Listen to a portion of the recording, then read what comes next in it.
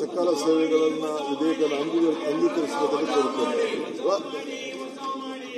ವಾಲ್ಮೀಕಿ ನಿಗಮದ ಪ್ರಸ್ತಾವವನ್ನು ಮಂಡಿಸಲಾಗಿದೆ. ಅದನ್ನು ಈಗ ಸಭೆಯ ಮತಕ್ಕೆ ಹಾಕುತ್ತೇನೆ.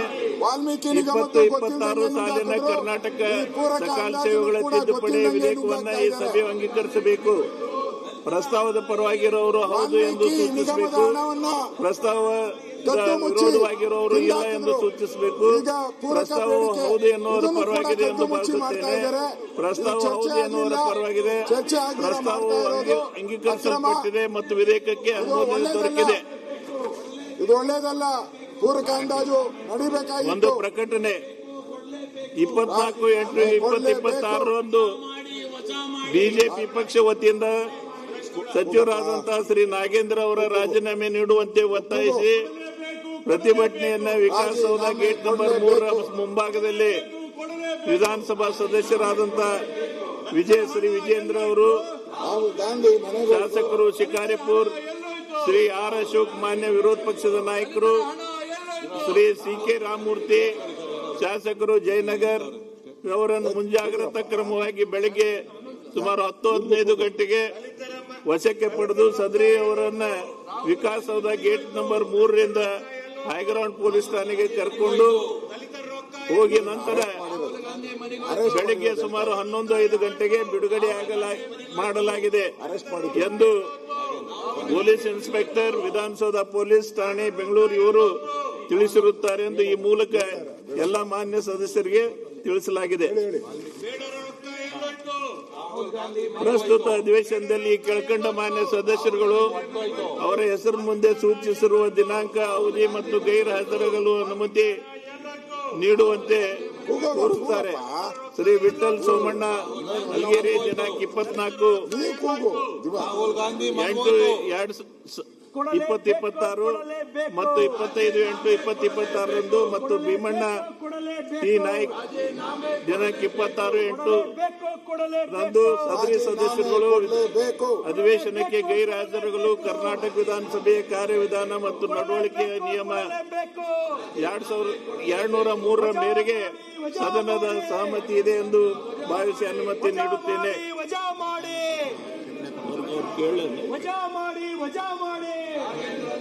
ಮಾನ್ಯ ಉಪಮುಖ್ಯಮಂತ್ರಿಗಳು, ಮಾನ್ಯ ಅಧ್ಯಕ್ಷರೇ, ಹೇಳಿಕೆಯನ್ನು ಸರ್ಕಾರದ ಪರವಾಗಿ ಹೇಳಿಕೆ ದಲಿತರ ಹಣ ಎಲ್ಲಿ ಹೋಯ್ತು? ದಲಿತರ ಹಣ ಎಲ್ಲಿ ಹೋಯ್ತು? ಬಡವರ ಹಣ ಎಲ್ಲಿ ಹೋಯ್ತು? ಬಡವರ ಹಣ ಎಲ್ಲಿ ಹೋಯ್ತು? ರಾಜ್ಯವು ಪ್ರಸ್ತುತ ಸಾಲಿನಲ್ಲಿ ತೀವ್ರ ವಾಲ್ಮೀಕಿ ಹಣ ಎಲ್ಲಿ ಹೋಯ್ತು? ಬರ ಪರಿಸ್ಥಿತಿಯನ್ನು ನಿಭಾಯಿಸಲು ಸರ್ಕಾರವು ಕೈಗೊಂಡಿರುವ ಕ್ರಮಗಳ ಕುರಿತು ಸದನದ ಗಮನಕ್ಕೆ ತರುವುದು ನಮ್ಮ ಆದ್ಯತೆಯಾಗಿದೆ. 1976 ನಂತರ ಜೂನ್ 1ರಿಂದ ಈವರೆಗೆ ಅತ್ಯಂತ ಕಡಿಮೆ ಮಳೆ ಬಿದ್ದ 4 ವರ್ಷಗಳಲ್ಲಿ 2026 ಕೂಡ ಸೇರಿದೆ ಎಂಬ ವಿಷಯವನ್ನು ಅತ್ಯಂತ ವಿಷಾದದಿಂದ ಈ ಸಭೆಯ ಗಮನಕ್ಕೆ ತರಬಯಸುತ್ತೇನೆ. ರಾಜ್ಯದಲ್ಲಿ ಜೂನ್ 1ರಿಂದ ಆಗಸ್ಟ್ 24ರವರೆಗೆ 654 ಮಿಲಿಮೀಟರ್ ಮಳೆಯಾಗಬೇಕಾದ ಕಡೆ ಕೇವಲ 454 ಮಿಲಿಮೀಟರ್ ಮಳೆಯಾಗಿದೆ. ಇದರಿಂದಾಗಿ 31% ಮಳೆ ಕೊರತೆಯಂತಾಗಿದೆ. ಉತ್ತರ ಒಳನಾಡಿನಲ್ಲಿ 31%, ದಕ್ಷಿಣ ಒಳನಾಡಿನಲ್ಲಿ 41%, ಮಲೆನಾಡಿನಲ್ಲಿ 35% ಮತ್ತು ಕರಾವಳಿಯಲ್ಲಿ 25% ಮಳೆ ಕೊರತೆಯಾಗಿದೆ. ರಾಜ್ಯದ 240 ತಾಲೂಕುಗಳ ಪೈಕಿ 175 ತಾಲೂಕುಗಳು ಕೊರತೆಯನ್ನು ಮತ್ತು 14 ತಾಲೂಕುಗಳು ತೀವ್ರ ಮಳೆ ಕೊರತೆಯನ್ನು ಅನುಭವಿಸುತ್ತಿವೆ. ಭಾರತ ಮತ್ತು ಜಗತ್ತಿನ ವಿವಿಧ ಉಪಗ್ರಹಗಳನ್ನು ಆಧರಿಸಿ ಹವಾಮಾನ ಸಂಸ್ಥೆಗಳು ನೀಡಿರುವ ಮಾಹಿತಿಯಂತೆ ಆಗಸ್ಟ್ನ ಉಳಿದ ದಿನಗಳು ಮತ್ತು ಸೆಪ್ಟೆಂಬರ್ ತಿಂಗಳಿನಲ್ಲೂ ಕೂಡ ಕರ್ನಾಟಕವು ಮಳೆ ರಾಜೀನಾಮೆ ಕೊಡಲೇಬೇಕು.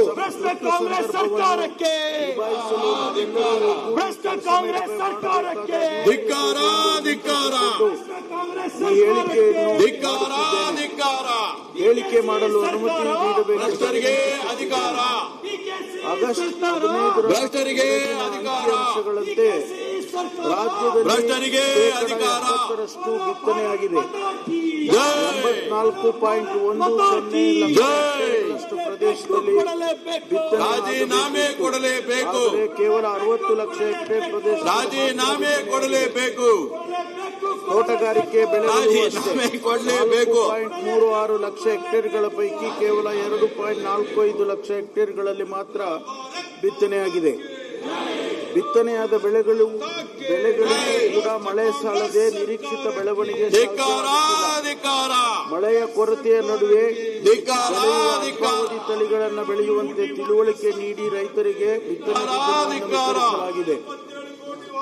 ರಾಜ್ಯದ 132 ತಾಲೂಕುಗಳಲ್ಲಿ ತೀವ್ರ ಒತ್ತಡವನ್ನು ಅನುಭವಿಸುತ್ತಿದೆ. ಮುಂದಿನ ದಿನಗಳಲ್ಲಿ ಅದು ಇನ್ನಷ್ಟು ಕುಸಿಯುವ ಆತಂಕವಿದೆ. ಹಾಗಾಗಿ ಸರ್ಕಾರವು ಅಂತರ್ಜಲ ಅಭಿವೃದ್ಧಿಗೆ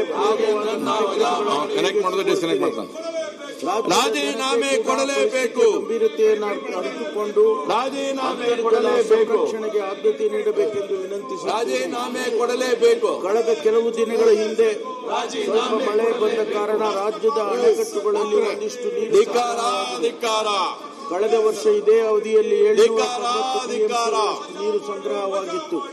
ನಾಗೇಂದ್ರನ್ನ ವಜಾ ಮಾಡಿ 79.6 ನಾಗೇಂದ್ರನ್ನ ವಜಾ ಮಾಡಿ ಸಂಗ್ರಹವಾಗಿದೆ. ಕೆಆರ್ಎಸ್ ಜಲಾಶಯದಲ್ಲಿ ಮಾತ್ರ ನೀರಿದೆ. ಸಣ್ಣ ನೀರಾವರಿ ಜಿಲ್ಲಾಗಳಲ್ಲೂ ನೀರಿನ ಸಂಗ್ರಹಣೆ ಸ್ವರೂಪದಲ್ಲಿದೆ.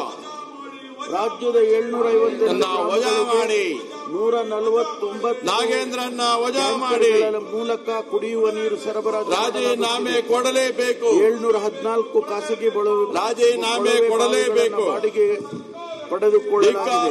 ನಗರ ಪ್ರದೇಶದ 18 ಸ್ಥಳೀಯ ಸಂಸ್ಥೆಗಳಲ್ಲಿ ಟ್ಯಾಂಕರ್ಗಳ ಮೂಲಕ ನೀರು ಸರಬರಾಜು ಮಾಡಿದ್ದಾರೆ. ಇಲ್ಲಿಯೂ 18 ಖಾಸಗಿ ಕೊಳವೆ ಬಾವಿಗಳನ್ನು ಬಾಡಿಗೆ ಪಡೆಯಲಾಗಿದೆ. ಪರಿಸ್ಥಿತಿ ತೀವ್ರವಾದರೆ ಮುಂದಿನ ಬೇಸಿಗೆಯಲ್ಲಿ 59 ಗ್ರಾಮ ಪಂಚಾಯಿತಿಗಳಲ್ಲಿ ಕುಡಿಯುವ ನೀರಿನ ಸಮಸ್ಯೆ ಉದ್ಭವಿಸಬಹುದು ಎಂದು ಅಂದಾಜು ಮಾಡಿ ಅದಕ್ಕೆ ಸೂಕ್ತ ಸಿದ್ಧತೆಗಳನ್ನು ಮಾಡಿಕೊಳ್ಳಲಾಗಿದೆ. ರಾಜ್ಯದಲ್ಲಿ 152 ಲಕ್ಷ ಛತ್ರಿ ಇದು 33 ವಾರಗಳಿಗೆ ಮಾತ್ರ. 44 ತಾಲೂಕುಗಳಲ್ಲಿ 25 ವಾರಗಳಿಗೆ, ತಾಲೂಕುಗಳಲ್ಲಿ 20 ವಾರಗಳಿಗೆ ಸಾಕಾಗುವ ಸಂಗ್ರಹವಿದೆ. ಇದರ ನಡುವೆ ನೀರಿನ ಆಸರೆ ಹೊಂದಿರುವ ರೈತರಿಗೆ ಮೇವಿನ ಬೀಜದ ಕಿಟ್ಗಳನ್ನು ನೀಡಲು 25 ಕೋಟಿ ರೂಗಳನ್ನು ಬಿಡುಗಡೆ ಮಾಡಿದ್ದೇವೆ. ಕೆಎಂಎಫ್ ಕಡೆಯಿಂದಲೂ ಕಿಟ್ಗಳನ್ನು ನೀಡುತ್ತಿದ್ದೇವೆ. ಕರ್ನಾಟಕ ರಾಜ್ಯದಲ್ಲಿ ಅದನ್ನು ಜೋಪಾನ ಮಾಡಿಕೊಳ್ಳಿ. ಡಿ.ಕೆ. ಶಿವಕುಮಾರ್ ಸರ್ಕಾರದಲ್ಲಿ, ನಮ್ಮ ಸರ್ಕಾರದಲ್ಲಿ ರಾಜ್ಯದ 31 ಜಿಲ್ಲೆಗಳಿಗೆ ಸೇಲಾಯ್ತು ಮಾಡಿದೆ. ಇದರ ಜೊತೆಗೆ ಸೇಲಾಯ್ತು. ತಲಾ 1 ಕೋಟಿ ರೂಪಾಯಿನಂತೆ ಕರ್ನಾಟಕ ರಾಜ್ಯದಲ್ಲಿ 10 ಕೋಟಿಗಳನ್ನು ಬಿಡುಗಡೆ ಮಾಡಿದ್ದೇವೆ. ಡಿಕೆಶಿ ಸರ್ಕಾರ 306 ರೂಗಳನ್ನು ಕುಡಿಯುವ ನೀರಿನ ಬಿಡುಗಡೆ ಮಾಡಿದೆ. ಬರ ಪರಿಸ್ಥಿತಿಯನ್ನು ನಿಭಾಯಿಸಲು ಹಣದ ಕೊರತೆ ಇಲ್ಲ ಎಂಬುದನ್ನು ಮನವರಿಕೆ ಮಾಡಬಯಸುತ್ತೇನೆ. ಫಸಲ್ ಬಿಮಾ ಯೋಜನೆಯನ್ನು ಈ ಬಾರಿ ಮಟ್ಟದಲ್ಲಿ ಕೃಷಿ ಹಾಗೂ ತೋಟಗಾರಿಕೆ ಮಾಡುವ 49 ಲಕ್ಷ ರೈತರು ಬೆಳೆ ವಿಮೆ ಮಾಡಿಸಿದ್ದಾರೆ. ಇದಕ್ಕೆ ಸರ್ಕಾರವು ಸಹ ಬೀಜ ಬಿತ್ತಲು ಸಾಧ್ಯವಾಗದಿದ್ದರೆ ಪ್ರಿವೆಂಟೆಡ್ ಸೋಯಿಂಗ್ ಎಂಬ ಕ್ಯಾಟಗರಿಯಡಿ ವಿಮಾ ಪರಿಹಾರ ನೀಡಲು ಸಾಧ್ಯವಿದೆ. ಅದರಲ್ಲಿನ ಅವಕಾಶಗಳನ್ನು ಬಳಸಿಕೊಂಡು ಸಹ ನೋಂದಣಿ ಮಾಡಲು ಉತ್ತೇಜಿಸಲಾಗಿದೆ. ಸರ್ಕಾರವು ಬರ ಪರಿಸ್ಥಿತಿಯನ್ನು ಸಮರೋಪಾದಿಯಲ್ಲಿ ನಿಭಾಯಿಸುತ್ತಿದೆ. ಸ್ವತಃ ಮುಖ್ಯಮಂತ್ರಿಗಳು ಮತ್ತು ಉಪಮುಖ್ಯಮಂತ್ರಿಗಳು ಹಾಗೂ ಕಂದಾಯ ಮಂತ್ರಿಗಳಾದ ನಾನು ಬೆಳಗಾವಿ, ಕಲಬುರಗಿ ಮತ್ತು ಬೆಂಗಳೂರು ಕಂದಾಯ ವಿಭಾಗಗಳಲ್ಲಿ ಅಧಿಕಾರಿಗಳು ಮತ್ತು ಜನಪ್ರತಿನಿಧಿಗಳೊಂದಿಗೆ ಪರಿಶೀಲನಾ ಸಭೆಗಳನ್ನು ನಡೆಸಿದ್ದೇವೆ. ರೈತರ ತೋಟ, ಹೊಲ, ಗದ್ದೆಗಳನ್ನು ಪರಿಶೀಲಿಸಿದ್ದೇವೆ. ಸ್ವತಃ ನಾನು ತುಮಕೂರು, ಚಿಕ್ಕಬಳ್ಳಾಪುರ, ಕೋಲಾರ, ಚಿತ್ರದುರ್ಗ, ಬೆಳಗಾವಿ ಜಿಲ್ಲೆಗಳಲ್ಲಿ ಹೋಗಿ ಪರಿಸ್ಥಿತಿಯನ್ನು ಅವಲೋಕಿಸಿದ್ದೇನೆ. ನಮ್ಮ ಉಳಿದ ಸಚಿವರಿಗೆ ಜವಾಬ್ದಾರಿ ನೀಡಿರುವ ಜಿಲ್ಲೆಗಳಿಗೆ ಹೋಗಿ ಪರಿಸ್ಥಿತಿಯನ್ನು ಅವಲೋಕಿಸಿ ಜನರ ಜೊತೆ ನಿಂತು ಪರಿಸ್ಥಿತಿಯನ್ನು ನಿಭಾಯಿಸುತ್ತಿದ್ದಾರೆ. ಭಾರತೀಯ ಹವಾಮಾನ ಇಲಾಖೆಯು ಈ ವರ್ಷದ ಏಪ್ರಿಲ್ ತಿಂಗಳಲ್ಲಿ ನೀಡಿದ ಮುನ್ಸೂಚನೆಯನ್ನು ಆಧರಿಸಿ ಜಿಲ್ಲಾಧಿಕಾರಿಗಳು, ಜಿಲ್ಲಾ ಮುಖ್ಯ ಕಾರ್ಯನಿರ್ವಹಣಾಧಿಕಾರಿಗಳು ನಾಗೇಂದ್ರನ್ನ ವಜಾ ಮಾಡಿ, ಸಂಬಂಧಿತ ಅಧಿಕಾರಿಗಳೊಂದಿಗೆ ನಾಗೇಂದ್ರನ್ನ ವಜಾ ಮಾಡಿ, ವಿಡಿಯೋ ಕಾನ್ಫರೆನ್ಸ್ಗಳನ್ನು ನಾಗೇಂದ್ರನ್ನ ವಜಾ ಮಾಡಿ, ನಿವೇಶಗಳನ್ನು ನೀಡಿ ನಿರ್ದೇಶನ ನಾಗೇಂದ್ರನ್ನ ವಜಾ ಮಾಡಿ, ಮುಖ್ಯವಾಗಿ ನಾಗೇಂದ್ರನ್ನ ವಜಾ ಮಾಡಿ, ತೊಂದರೆಯಾಗಬಾರದು. ರಾಜೀನಾಮೆ ಕೊಡಲೇಬೇಕು. ಆಧರಿಸಿ ಸೂಕ್ತ ಬೆಳೆ ತಳಿಗಳನ್ನು ನಿರ್ಧಾರ ಮಾಡಬೇಕು. ಜಾನುವಾರುಗಳಿಗೆ ಮೇವಿನ ಕೊರತೆಯಾಗದಂತೆ ನಿಗಾವಹಿಸಬೇಕು. ಕಲುಷಿತ ನೀರಿನಿಂದ ಉಂಟಾಗುವ ಆರೋಗ್ಯದ ಸಮಸ್ಯೆಗಳು, ಸಾಂಕ್ರಾಮಿಕ ರೋಗಗಳು ವಹಿಸಬೇಕು ಮತ್ತು ಜನರು ನಿರುದ್ಯೋಗದ ಕಾರಣದಿಂದ ಗುಳೆ ಹೋಗುವ ಪರಿಸ್ಥಿತಿಯನ್ನು ತಪ್ಪಿಸಬೇಕೆಂದು ನಿರ್ದೇಶನಗಳನ್ನು ನೀಡಿ ಸರ್ಕಾರವು ಪರಿಸ್ಥಿತಿಯನ್ನು ನಿಯಂತ್ರಣಕ್ಕೆ ತೆಗೆದುಕೊಂಡು ನಿಭಾಯಿಸುತ್ತಿದೆ ಎಂದು ಸದನಕ್ಕೆ ತಿಳಿಯಬಯಸುತ್ತೇನೆ. ನಾಗೇಂದ್ರನ್ನ ವಜಾ ಮಾಡಿ, ಹೋಗುವುದನ್ನು ತಪ್ಪಿಸಲು ನಾಗೇಂದ್ರನ್ನ ವಜಾ ಮಾಡಿ ಯೋಜನೆಯಡಿ 16,460 ಕಾಮಗಾರಿಗಳನ್ನು ತೆಗೆದುಕೊಂಡು ಜುಲೈ 1ರಿಂದ ಈವರೆಗೆ 65.19 ಲಕ್ಷ ಮಾನವ ದಿನಗಳ ರಾಜೀನಾಮೆ ಕೊಡಲೇಬೇಕು. ಬರ ಪರಿಸ್ಥಿತಿಯನ್ನು ನಿಭಾಯಿಸುವ ಬಹುಪಾಲು ಕಾಮಗಾರಿಗಳು ಇದರಲ್ಲಿ ಸೇರಿವೆ. ಅನೇಕ ಸದಸ್ಯರು ಬರ ಘೋಷಣೆ ಮಾಡಿ ಎಂದು ಒತ್ತಾಯಿಸಿದ್ದಾರೆ. ಈಗಾಗಲೇ ಘೋಷಣೆ ಮಾಡುವುದಕ್ಕೆ ಸ್ಟೇಟ್ಮೆಂಟ್ ಕಾಪಿ ಇಲ್ಲ ನಮ್ಮ 2020ರಲ್ಲಿ ಬಿಡುಗಡೆಗೊಳಿಸಿರುವ ಡ್ರಾಟ್ ಮ್ಯಾನ್ಯುಯಲ್ ಅಡ್ಡಿಯಾಗಿದೆ. ಈಗ ಅರ್ಹತೆ ಪಡೆದಿರುವ 102 ತಾಲೂಕುಗಳು ಗ್ರೌಂಡ್ ರೂಟಿಂಗ್ ಅನ್ನು ಮುಗಿಸಿದ್ದೇವೆ. ಇದನ್ನು ಮುಂದಿನ ಸಚಿವ ಸಂಪುಟ ಸಭೆಯಲ್ಲಿ ಚರ್ಚಿಸಿ ಬರ ಪೀಡಿತ ತಾಲೂಕುಗಳೆಂದು ಘೋಷಿಸಲಾಗುವುದು ಹಾಗೂ ಕೇಂದ್ರ ಸರ್ಕಾರಕ್ಕೆ ಮೆಮೊರಾಂಡಂ ಸಲ್ಲಿಸಲಾಗುವುದು. ಇದು ನಿರಂತರವಾಗಿ ಆದ ಪ್ರಕ್ರಿಯೆ ಆಗಿರುವುದರಿಂದ ಉಳಿದ ತಾಲೂಕುಗಳ ಸ್ಥಿತಿಗಳನ್ನು ಅವಲೋಕಿಸಿಕೊಂಡು ಗ್ರೌಂಡ್ ಟ್ರೂತಿಂಗ್ ಮಾಡಿ ಮುಂದಿನ ಕ್ರಮಗಳನ್ನು ಕೈಗೊಳ್ಳಲಾಗುವುದು. ಕೇಂದ್ರ ಸರ್ಕಾರವು ಹೊಸದಾಗಿ ಅಳವಡಿಸಿರುವ ಡ್ರಾಟ್ ಮ್ಯಾನ್ಯುಯಲ್ನ ಅನೇಕ ಮಾರ್ಗಸೂಚಿಗಳು ರೈತರಿಗೆ ಪೂರಕವಾಗಿಲ್ಲ. ಆದ್ದರಿಂದ ಅವುಗಳನ್ನು ಸಡಿಲಗೊಳಿಸಿ ಎಂದು ನಮ್ಮ ಸರ್ಕಾರ ನಿರಂತರವಾಗಿ ಪತ್ರಗಳನ್ನು ಬರಬಾರದು.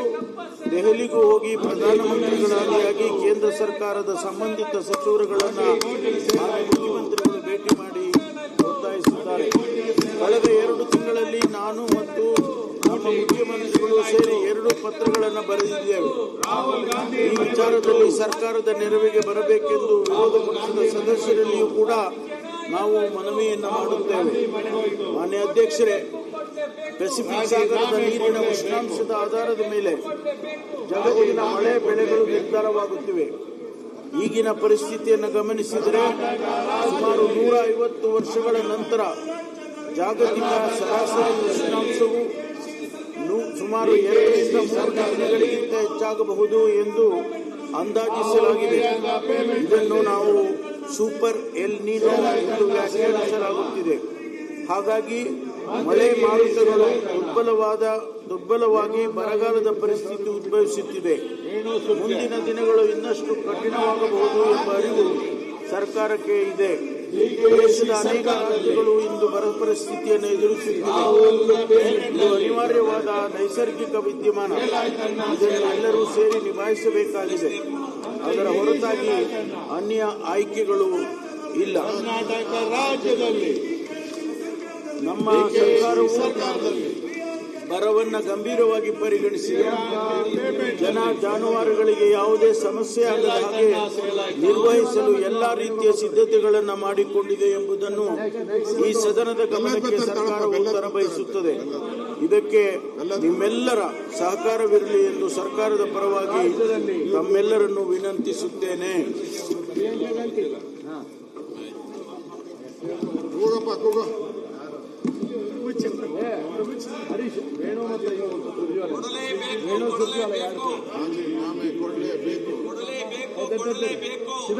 ಈಗ ಸಭೆಯನ್ನು ಮುಂದೂಡಿ ಹೆಚ್ಚಿನ ವಿಡಿಯೋಗಳಿಗೆ ಪ್ರತಿಧ್ವನಿ ಯೂಟ್ಯೂಬ್ ಚಾನೆಲ್ ಸಬ್ಸ್ಕ್ರೈಬ್ ಮಾಡಿ, ಬೆಲ್ ಐಕಾನ್ ಕ್ಲಿಕ್ ಮಾಡಿ.